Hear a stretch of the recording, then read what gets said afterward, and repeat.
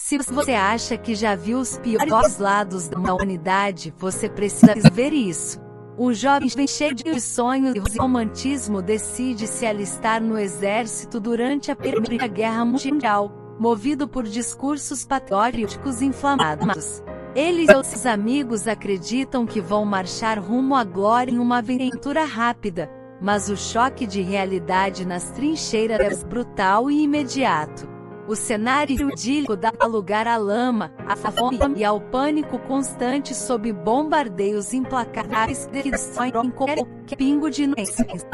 Sobreviver ali não depende de heroísmo, mas de pura sorte em meio ao caos absoluto da linha de frente. Você aguentaria passar um único dia naquele inferno? Salva esse vídeo para assistir depois e assista essa obra-prima impactante na Netflix. E aí, já quer ver?